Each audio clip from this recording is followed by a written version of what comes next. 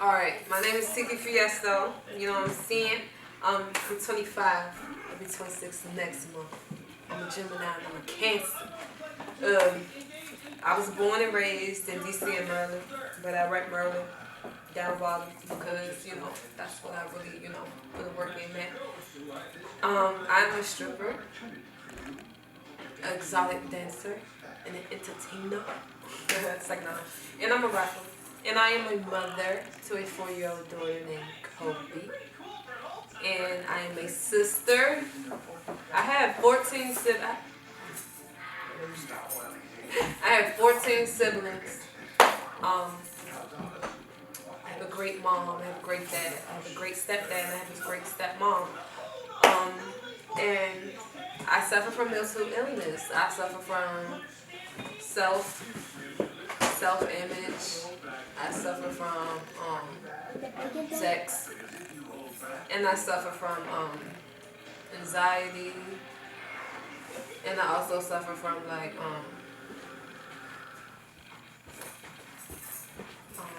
don't know what to say, like my anger. Like I have a really bad anger.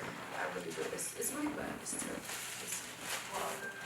Don't. I pray that none of you guys ever see it because it's really bad. It's terrible. It's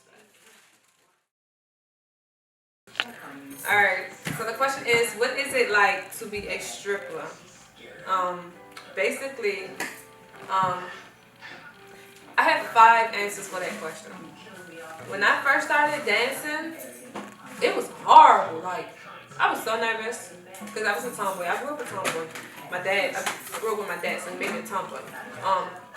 The dancing part wasn't really too much to be scared of because I always knew how to dance. But it was like the being sexy. I have never been sexy in my life. Like, yeah, I had boyfriends, I had sex and shit, but I ain't never been, had to sell sex, sex appeal to get money. So I was kind of nervous. But I only was nervous for like 4 months. For like 4 months, it was like, woo. But after that, I got the hang of it. And then, my second answer has stripping. Stripping was great. I started making all this money to the point where I ended up actually being the face of the club, face of the strip club.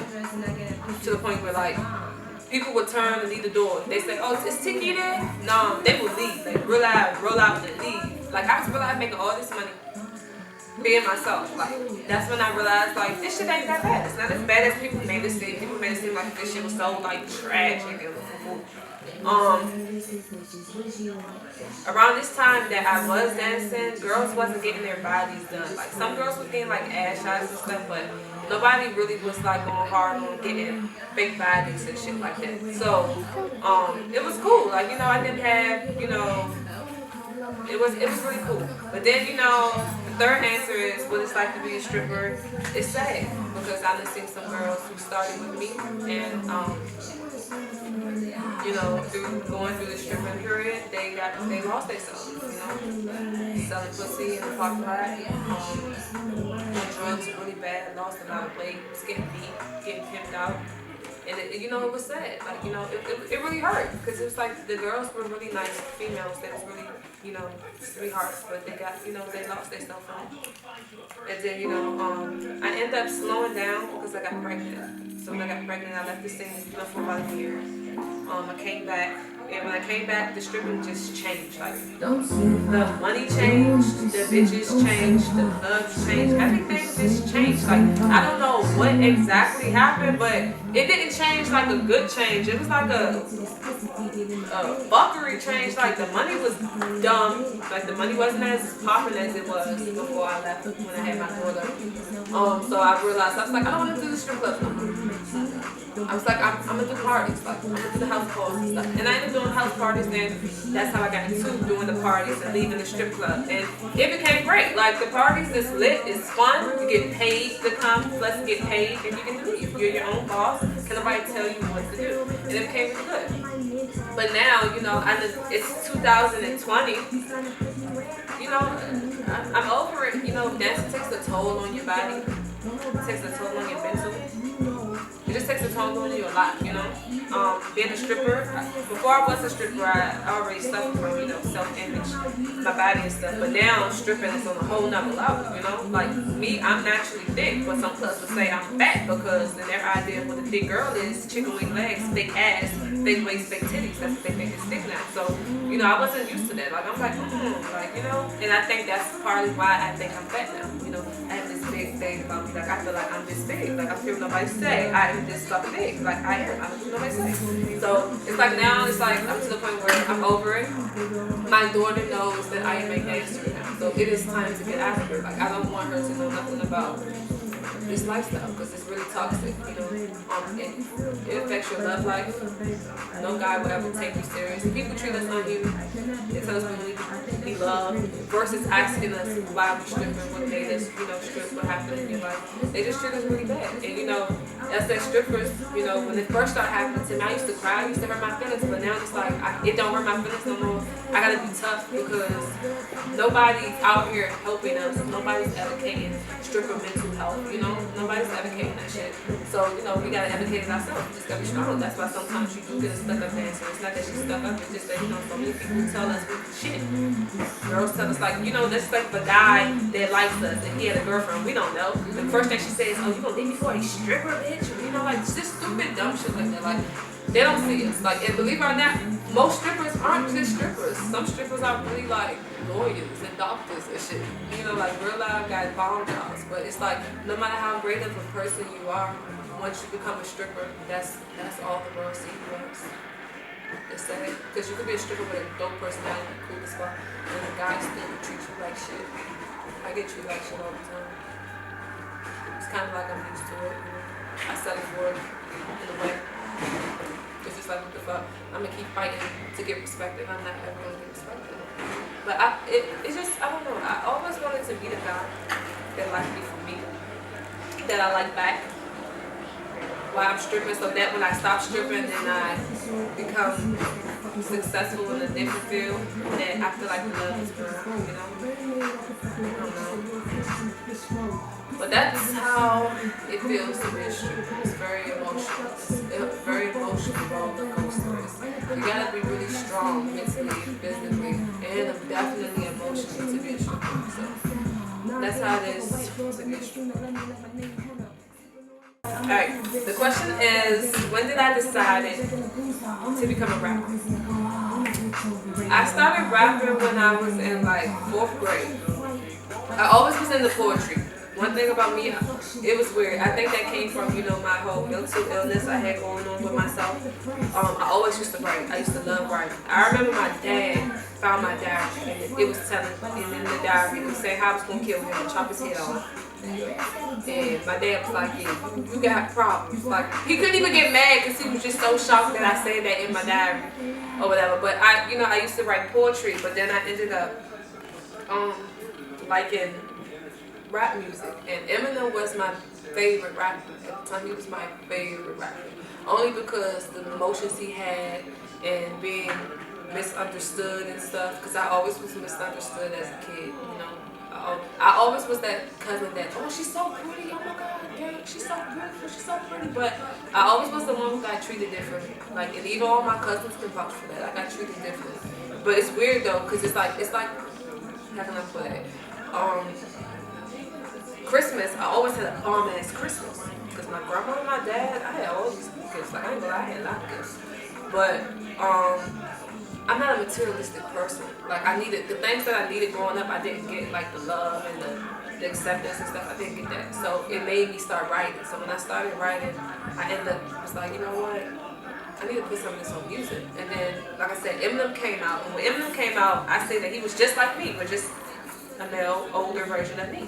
And I loved all his songs. Like, the stuff he said, you know, like, bitch, I'ma kill you. You don't want to fuck with me. Like, that shit I be saying. Like, and I just thought that, I thought I was crazy because I was the only one saying that.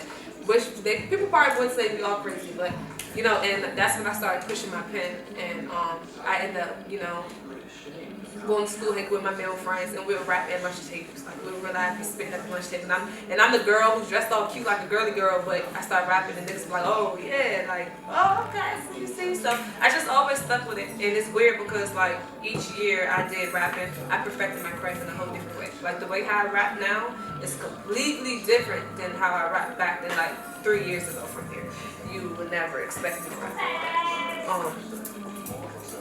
It just, I don't know, like, you know, I started at a young age. I'm not no Cardi B, you know, I'm not no stripper who became a rapper. I've been rapping before I even knew what the fuck stripping was, you know. So it's like, nowadays when it comes to stripping, all the girls who are rapping, only rapping because they have a look, and some black ass nigga that told them, hey, you got the look, I'm gonna write your raps, you gonna rap, and that's that. And it seems like that's what the music industry wants now. And me, I actually can rap, and I don't want to always rap about my pussy. I don't always want to rap about shit like that. I'm a stripper. I'm tired of that shit. Like, I don't want to rap about that shit. So, you know, I don't know. But I started rapping at a very young age, and I still rap up to this day. Even when I say I'm not going to drop no more music, I'm still going to always rap. I might just keep it to myself, though. But I don't know. It's just very therapeutic to me, you know?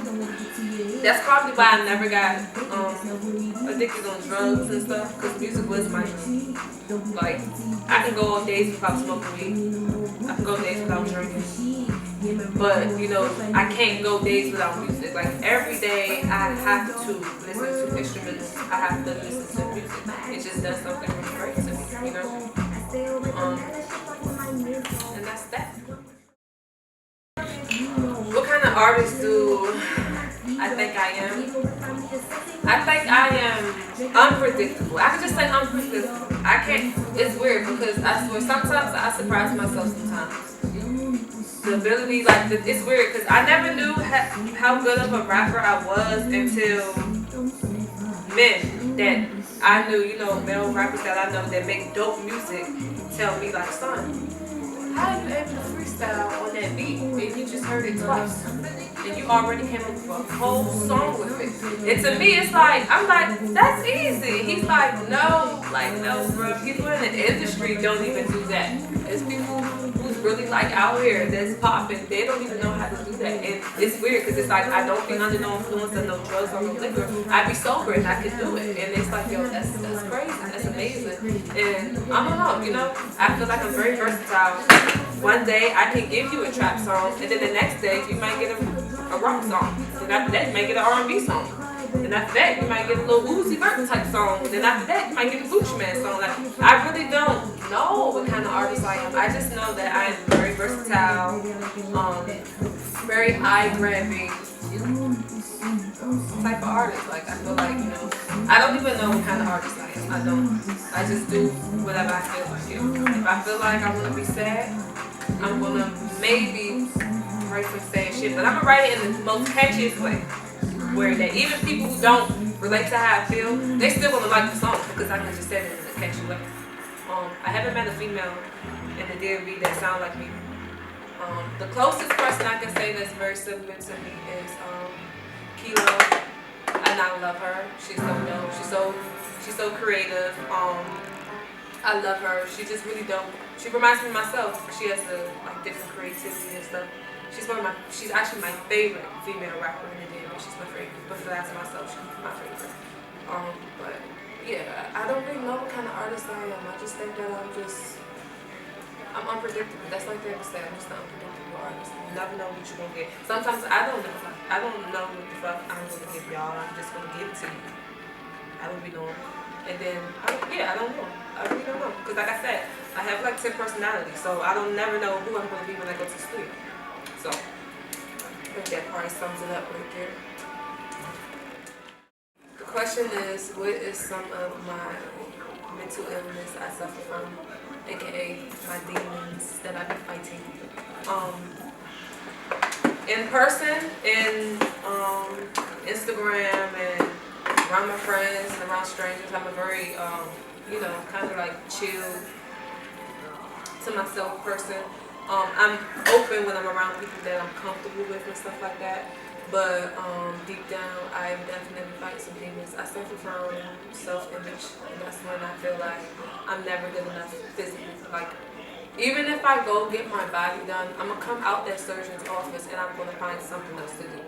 I'm gonna start fucking with my face, or I'm gonna be like, I don't like my hands. Like, it's just something that I have been through and been dealing with since I was a kid. Like, way before people was getting their bodies done, I was dealing with this. Like, this is something I always had. It has no man made me feel this way. No woman made me feel this way. It's just the way that I feel that I can't control, and it hurts because it gets in the way of a lot of stuff. It does. It gets in the way of my music because, you know, to be an artist, you gotta draw visuals. You gotta draw, you know, you gotta show people who you are. And sometimes I don't want to do that because I feel like I'm unattractive. Sometimes, and it's weird because it's like I don't think I'm ugly. I know I'm not ugly, but it's just like sometimes I have days where it's like I don't like how I look, and I will lock myself in the house. I won't come out for days. I won't answer nobody. I cut off the dude. Like, if I'm talking to him, and he ain't necessarily do nothing to me, I will cut him off because I feel this way about myself. It's bad. It's to the point where I really pictures myself. Like, I grab my skin, I pinch myself. You know, sometimes even choke myself or hit myself. But I don't cut myself because that's something that draws people attention and it asks me questions, and I like to keep everything I deal with myself to myself. You know, even my best friend, my favorite person in the world, she don't even know half the things I fight and deal with mentally in my head. You know, I let her know a good amount, you know, but she doesn't know what goes on in my head. Another thing I suffer from is, you know, I don't know what you want to call it, but I go to sex to numb pain. A lot of people's like, that's not a problem. But to me it is, because sometimes I can use a man for sex. Even use a girl for sex. Depending on who I want to use it for. But it's not that I necessarily use them. It's just that I'm so unconfident in myself and who I am because of how people have treated me, that I feel like the one thing that can't nobody resist is sex. So if I like a guy a lot, or, you know, I feel like he may talk to other people that may be better than me, look better than me, I'm going to use my sexual side to get to him. If I'm dating a guy and he breaks my heart, I'm going to have a lot of sex. Not with a lot of people. Never with a lot of people. It's weird because it's like, I'm kind of like, what's that? Shades of Grey, Four Color Shades, whatever that movie is. I'm kind of like him. I'm very picky about who I have sex with. And it's weird because it's like, I don't have the same kind of sex with everybody. It's different. Because like I said, I have different personalities, so it all depends on who I am. But sex has been definitely, you know, problematic for me because sometimes I can scare a guy away. As weird as it sounds, a girl wanting too much sex can scare a guy away. I can scare a guy away. Because he'll feel like if one moment, if he's not there, if I need sex, he'll feel like I'm a cheater. But I'm not. I wouldn't cheat. I'm not a cheater. But I don't know. I use it to get what I want. I do. I'm not gonna lie. I do. But I don't have sex with like people. I don't. My Cancer side makes me want to stay like a relationship type. Like, I gotta have sex with like one person. Like, it gotta be one person. And if that one person don't work out, I'm not gonna go out here and fuck everybody. No, it's back to the drawing board. It's back to like going back to have sex with another one person. But it's weird because some guys will say, yeah, Tiki's freaky as shit. She do this crazy shit. But some guys will say, no, Tiki's very submissive. Like, she let me do everything. She don't do nothing like it. And it's like, you know, I know how to cover it. I know how to act normal. I know how to have sex and just compose myself. But sometimes, depending on how bad I have been hurt or the mood I'm feeling about myself, that all determines how I have sex with a person.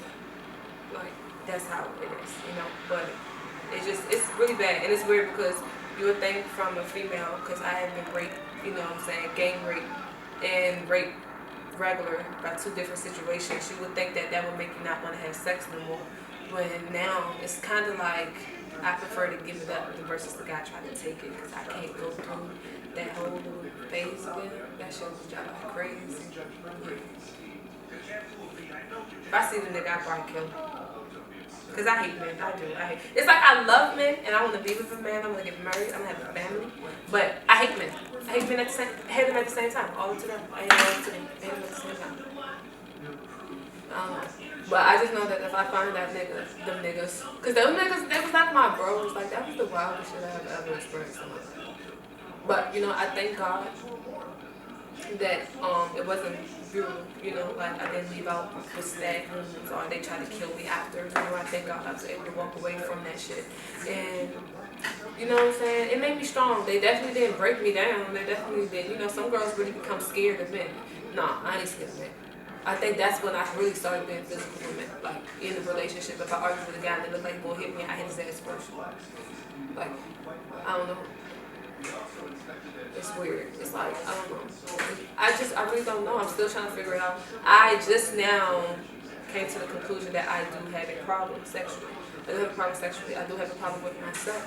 But it's weird because I love myself because I always have my back. But it's like, I don't appreciate myself enough. You know, I put myself in situations that I shouldn't be putting myself in situations. I shouldn't be putting myself there. But just going through these phases in life, as far as with the sex and stuff, it draws negative guys. That's why I usually always come across the wrong guy. And even if you check on my sign, Gemini, Cancers, they say we attract the wrong guys all the time. And I think it's because we just have this natural sexual attraction to ourselves, naturally. But it's like mentally, you know, I just run the sex all the time. I do, I just run the sex. But it's weird. If I really like a guy, I compose myself. I don't be all super sexual with him. I compose myself. I know how to control it. You know, if I like a guy, I try to hold back. You know, I don't try to do everything. I try to hold everything in and hold everything back. Because I don't want to chase them away. Because I used to chase men away with sex. I did. Like, guys will leave. It will disappear. And I don't know what the fuck, and they would just be like, you got problems. And they would leave me. And that's why now, like, if I really like a guy, I control myself. I just, you know, control myself with that. My other mental illness I go through is my anger. I've been hurt. I've been through so much in my life. And I have ever released my anger. You know, growing up, I had these anger problems. Literally, when I was born, when I was a baby, I displayed anger as a newborn. They put like needles and shit in my head to do like some tests. And my mom said, I'm gonna rip them out my head. And they put one over here. I done ripped it out my head. And I had patches in my head because they always trying to do these needles, and I just was ripping my head. And, depression and stuff like that is hereditary. If your parents go through it, it's possible that you can get it while you're a baby. And I think I got it from my mom, because my mom's going through stuff in her life. But my attitude has really been bad. I'm short-tempered. And, somebody always say, are you capable of killing someone? Which is everybody can be capable of killing someone, but I am 100% sure that I am capable of killing someone. With no hesitation, without even regretting it afterwards. I went to jail for stabbing a man, almost killing him over something. I wouldn't say it was small, but I mean he tried to put his hands, but I blacked out. That's probably why I'm so cool, calm, collective. I do have my moments when I spaz and I yell, but I don't let my anger get the best of me, because when I black out, like whoever in my way can get hurt. Really bad. And I don't have no sympathy. Like I wouldn't feel bad about it. I wouldn't try to run and hide. I would turn myself in after I do it. Like that's how bad it is. Like it's really bad. But I'm working on it. I got a lot to do. Having a child is the reason why I now decided that I have to fix it. Because my daughter deserves a better life. My daughter, she don't need no life like how I am. She don't need to be seeing me sad. My daughter sees me sad all the time. That's the only person who really sees me when I cry is my daughter. She probably sees me cry a few times, but she don't deserve to see that. So it's like, now I have no choice but to I gotta fix myself. I gotta work on myself. I gotta blame myself for some shit that happened too. So, I'm facing that and working on that, trying to get that together. But it's hard. It's hard because don't nobody understand me. I have yet met a person who understands me. Like completely to the full T. Like everybody says I'm crazy, and I know I'm crazy. I'm a functional crazy person, though. I'm not like loose cannon crazy. I'm functional, and I think I'm only functional because I'm not on drugs, like no serious drugs that take the toll on my body. But I definitely suffer from mental illness really bad on the regular. Like now, I'm suffering from it because I don't have no makeup on my face, and it's really bothering the fuck out of me. Like bothering me to the T. Like I'm really like, yeah. But it's a step because I swear, like a couple months ago, I would not have been able to sit in front of a camera and talk without makeup on. Like that's the fuck it. No, because like I said, I'm a perfectionist, but it's getting there. It's getting there. I'm trying. But that's about it. You know, when it comes to that whole face, my mental illness, that's about it. Alright, the question is, who is my support system? I have a few people that's my support system. My best friend is definitely like number one at the top. You know, me and her way mushy, so I might be crying, all that other stuff. But that's my road dog. Like that's my yeah. Like that's my yeah. Can't nobody come between me and my best friend. People have tried to come between me and my best friend and failed terrible. Failed completely. Like yeah. Like I don't know. My best friend, she loves my daughter like how I love her. Her kids is my kids. My daughter is her daughter. We have each other back. Like it's no like you know. It's sad to say that we both spoil each other. We spoil each other. Like my best friend know that if she put her pride aside, my best friend is very independent. She's not gonna tell me what she need help with, you know. But I'm so in tune with her that I know when she needs help with stuff. That she confidently knows that like my best friend knows that if she really needs it, like if she asks me for $1,000 or something like that, she know I will give it to her. Like, cause that's how you know my best friend know I have her back like that. Like she just I don't know. My best friend is just really like you know. That's my road dog. She know all my secrets and Lord knows I got some crazy ass secrets. My best friend. Every time my best friend have a conversation with me, she just be like, ooh, you need a therapist. Like, you need it. She just, you know, but she don't judge me. Like, she don't judge me. She understands me. My best friend's the only person who understands me. She's telling me I'm crazy, I got issues, but she understands me. The next person is Rain. Rain is my partner in crime. That's my money partner, you know what I'm saying? But we don't just link up to get money together. Like, I be at Rain house like last week, the other week. I was at Rain house for like 2 whole weeks. Just in there, we were just eating and Rain hadn't got me fat. I had to go home because she was getting fat and I had to go lose weight. But Rain, ever since I met Rain, we had clicked instantly, like boom. It always was just a mutual love. Rain's such a sweetheart. She always look up for everybody around her. Sometimes I tell Rain she's too nice. Like she's so nice. And Rain comes from savage parents. Rain had murder parents. Like Rain has savage parents. But she came out as a sweetheart. She came out as a sweetheart, and she really is a sweetheart. And sometimes I tell her she be too nice to shit, cause certain other shit I don't rock with, but she be so nice that she know how to deal with it. Rain is my yin to my yang or whatever, you know. Like when we go do parties, I'm an introvert. I don't do all that talking. I'm not talking to nobody. I don't feel like talking. I want to dance and I want to leave. Rain is the type that go downstairs. Hey y'all, okay, everybody, how y'all doing? Come on, take shots. You know, so me and her work out really great. We work out really great. That's really like a big sister to me. She has really been there for me. She physically supports me all the time, and I'm always with her. If I'm not with my best friend, I'm with Rain, and I just love her. Like I'm really glad to meet her. Like even if I stop stripping, I can still see Rain being in my life. You know, I really appreciate her. The other person is Six. Six has been my biggest mentor. You know, he has been there through everything. And I'm not gonna lie, I think I drive Six crazy out of everybody, because every day me and him will plan and map out a video. He'll be like, "Are we gonna shoot it tomorrow?" I will text him the next day in the morning like, "I ain't doing this shit. I look fat. I'm tired. I don't want to do shit anymore," and I quit.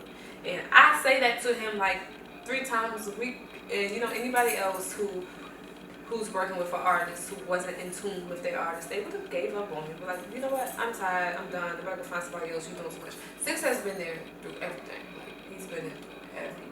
You know, he just came home from jail, and For him to come home from jail, the first thing he said to me is, yeah, you need to get back on the tour, you need to get back to it, you need to get to work. That's when I knew, he really believed in my dreams. And that's when I had to, understand with myself that I need to believe in myself even more because, I had people who really do believe in me and really want to see me make it. And it's unfair for me to not let them see that when there are people that I love. Success became like a big bro to me. He always been professional. Never came at me in an inappropriate way. Never. And it's so funny because when we first started working with me, people used to ask him like, yo, you hitting that? And he'd be like, what? No. Like, hell no. Like, and that's how it was. Like, Mystics never did nothing. He never liked me, never looked at me no type of way. He just always talked about business with me. He always told me my potential. Like, he's really a person who believed in me. And if I ever do make it in my music career, he's definitely a person. He should already know. He should just automatically pack his bags because he already should know that, like, yeah, Tiki taking me up there with her. Because, like, to be honest, the only reason why you get this music shit is because of him and my best friend. Because I be old the shit. I be old for it. I'm not a clout chaser. I can't hang with the clout shit. My other supporters is my sisters. Like, I love my sisters. My sisters are my protectors. Like, we all know how to fight, but my sisters will never my sisters don't rock for nothing. Like, don't rock for nothing.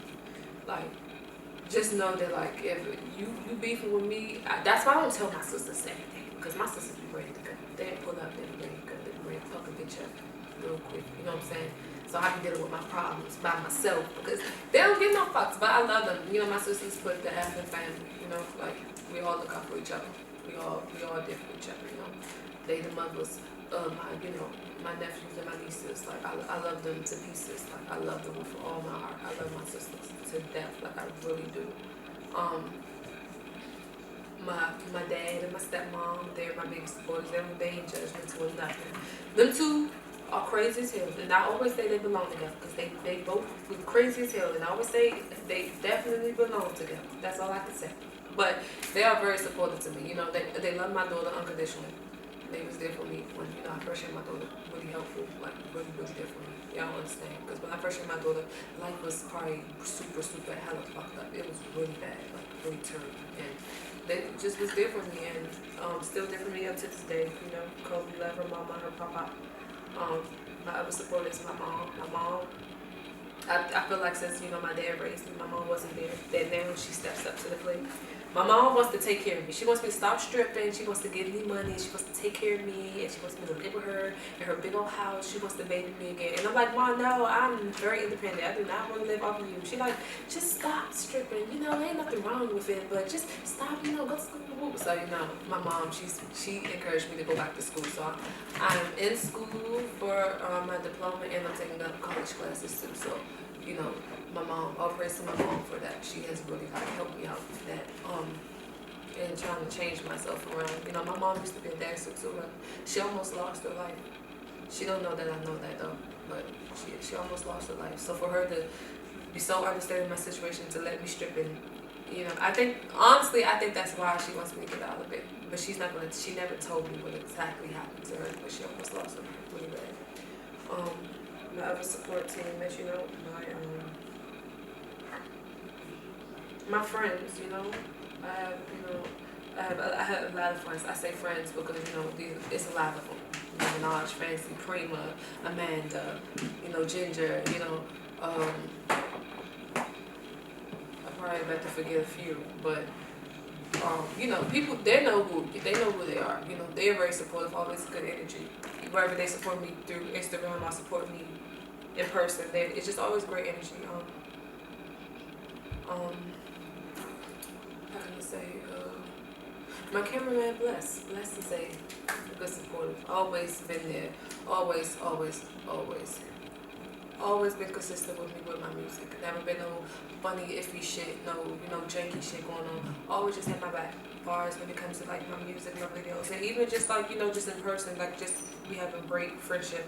It's just, just really cool people around me. I have really cool, non-clout chasing, greedy people around me, and that just really like helps me out a lot when it comes to my music. And even, leaving like the stripping world, you need those people in your life to kind of help you because people fake out here. Like, people snakes, people fake, and like it's just crazy, you know. Like I appreciate everybody that I have as a support system. It really, you know, means a lot to me. My twin, can't forget my twin. My twin is my favorite support system. That's my twin. We both goofy, we both like everything. That's the only person I can trust to go pick up a wig. I can say, I need a wig, it gotta be cute. And that's the only person I know that's gonna pick out the exact wig that I want. Like, you know, me and my twin are very similar, we're very goofy. And, you know, she wants, you know, before she had my niece, she used to, you know, dance and stuff too. So that was my partner in crime. But I love my twin to death. Like that's my baby, that's my whole heart. Everybody know you fuck with my twin, I'm gonna beat you the fuck up. Like period.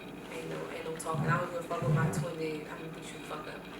But you know, I just have a really good support system. I appreciate that because you don't really come across that too many, especially in the stripping world and in the music world nowadays. A lot of people are fake.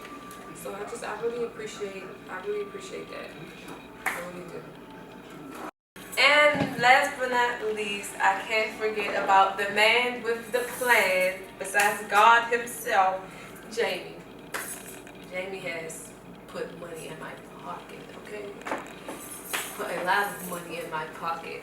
I can't forget the J-Man. J-Man put a lot of money in a lot of people's pockets. And I swear, like, the DMV be hating on him because he has yet got an award for the shit that he did. And he's the reason why you guys have these lit-ass pool parties, these lit-ass stripper parties, period. Thanks to Jamie, because Jamie is plugged with all the bitches. Like, Jamie is my heart. I love Jamie.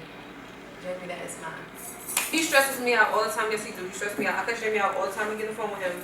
But Jamie is definitely one of my biggest supporters in, you know, with my music and just with my dancing. Like, you know, my name got bigger because of Jamie, you know. I already had a name through dancing in the strip clubs, but when I started doing parties, my name got bigger thanks to Jamie. And Jamie always get everything on footage. And I just want to, you know, I love him. I love that man. And he is my rock. So I couldn't forget about Jamie. I had to save Jamie for last because Jamie is so extra. He would have seen this video and be like, oh bitch, if you ain't talk about me, you ain't sent me. And because he's that fucking extra, but Jamie is definitely one of my biggest supporters. I love Jamie to death. I love him to pieces. Alright, you cut it. You need to cut the shit. I got some pain in my heart that I don't talk about. I swear to God, it'd be so hard to fucking walk it out. Even though you dogging me out, it's hard for me to leave you here. I ain't gonna lie, I still got love for you.